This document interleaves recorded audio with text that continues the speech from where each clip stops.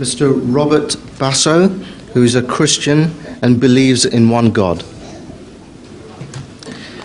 If I do good works and help your community, do I still have to become Ahmadi to go to heaven?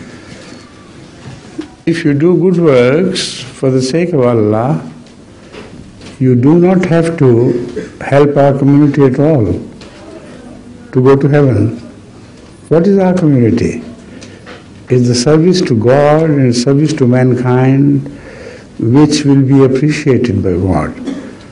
And the Holy Quran positively relates this, that if you believe in one God and in the hereafter and do good deeds, whatever the name of your faith be, you may be granted full pardon and full reward of your services by Allah. It's up to Him who knows what passes in the hearts. So there is no question of serving any particular community. You go ahead and serve the mankind, but just for the sake of God.